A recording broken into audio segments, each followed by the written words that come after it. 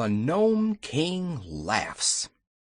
In a moment the king returned to his throne and relighted his pipe, and the rest of the little band of adventurers settled themselves for another long wait. They were greatly disheartened by the failure of their girl ruler, and the knowledge that she was now an ornament in the Nome King's palace, a dreadful, creepy place in spite of all its magnificence. Without their little leader they did not know what to do next, and each one, down to the trembling private of the army, began to fear he would soon be more ornamental than useful. Suddenly the Nome King began laughing. "Ho, ho, ho, hee, hee, ho, ho, ho!" "What's happened?" asked the Scarecrow. "Why, your friend the Tin Woodman has become the funniest thing you can imagine," replied the king, wiping the tears of merriment from his eyes. "No one would ever believe he could make such an amusing ornament. Next." They gazed at each other with sinking hearts. One of the generals began to weep dolefully. "What are you crying for?" asked the Scarecrow, indignant at such a display of weakness. "He owed me 6 weeks' back pay," said the general, "and I hate to lose him." "Then you shall go and find him," declared the Scarecrow. "Me?" cried the general, greatly alarmed. "Certainly. "It is your duty to follow your commander. March!" "I won't," said the general. "I'd like to, of course, but I just simply won't." The Scarecrow looked inquiringly at the Nome King. "Never mind," said the jolly monarch. "If he doesn't care to enter the palace and make his guesses, I'll throw him into one of my fiery furnaces." "I'll go. Of course I'm going," yelled the general, as quick as scat. "Where's the entrance? Where is it? Let me go at once."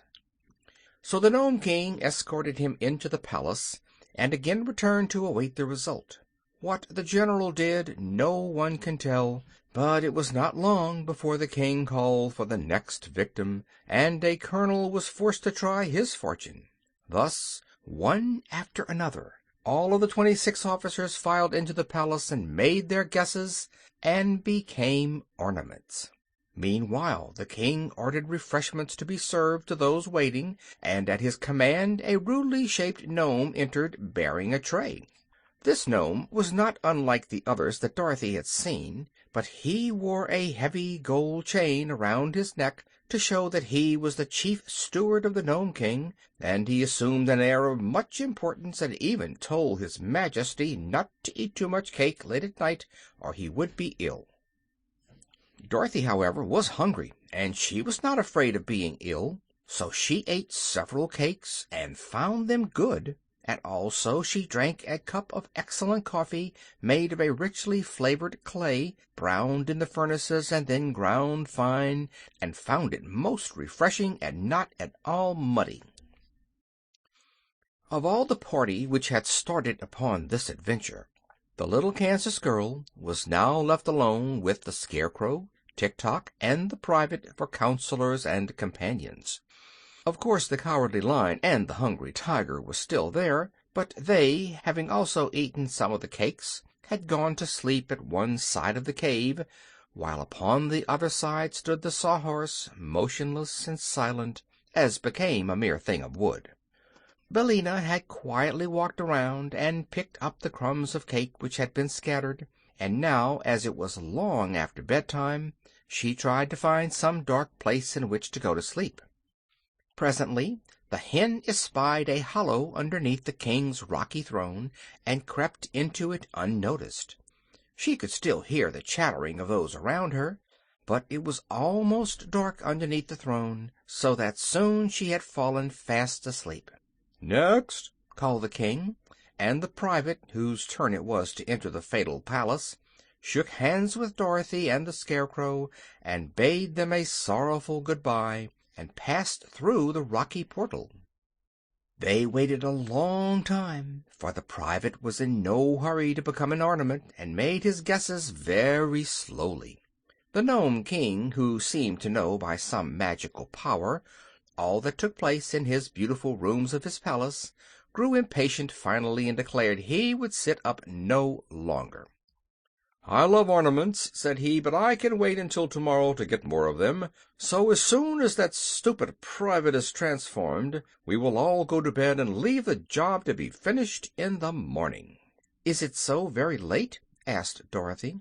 "Why, it is after midnight," said the king, "and that strikes me as being late enough. There is neither night nor day in my kingdom, because it is under the earth's surface, where the sun does not shine. But we have to sleep just the same as the upstairs people do, and for my part I'm going to bed in a few minutes." Indeed, it was not long after this that the private made his last guess. Of course he guessed wrongly, and of course he at once became an ornament. So the king was greatly pleased, and clapped his hands to summon his chief steward. "Show these guests to some of the sleeping apartments," he commanded.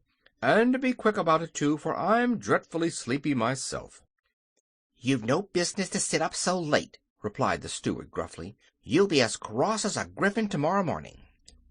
His Majesty made no answer to this remark, and the chief steward led Dorothy through another doorway into a long hall, from which several plain but comfortable sleeping rooms opened. The little girl was given the first room, and the Scarecrow and Tik-Tok the next, although they never slept, and the Lion and the Tiger the third. The Sawhorse hobbled after the steward into a fourth room, to stand stiffly in the center of it until morning.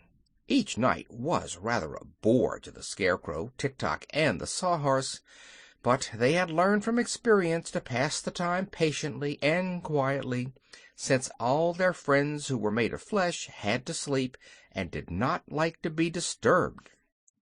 When the chief steward had left them alone, the Scarecrow remarked sadly, "I am in great sorrow over the loss of my old comrade, the Tin Woodman.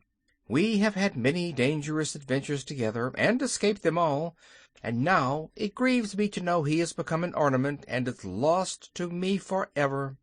"He was always an ornament to society," said Tik-Tok.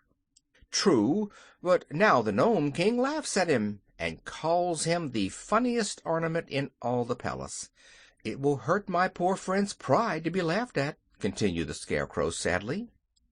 Just then Dorothy ran into their room in a state of great anxiety, crying, "Where's Billina? Have you seen Billina? Is she here?" "No," answered the Scarecrow. "Then what has become of her?" asked the girl. "Why, I thought she was with you," said the Scarecrow. "Yet I do not remember seeing the yellow hen since she picked up the crumbs of cake." "We must have left her in the room where the king's throne is," decided Dorothy, and at once she turned and ran down the hall to the door through which they had entered. But it was fast closed and locked on the other side, and the heavy slab of rock proved to be so thick that no sound could pass through it. So Dorothy was forced to return to her chamber. The Cowardly Lion stuck his head into her room to try to console the girl for the loss of her feathered friend. "The yellow hen is well able to take care of herself," said he, "so don't worry about her, but try to get all the sleep you can. It has been a long and weary day, and you need rest." "I'll probably get lots of rest tomorrow, when I become an ornament," said Dorothy sleepily. But she lay down upon her couch nevertheless, and in spite of all her worries was soon in the land of dreams. End of chapter 13.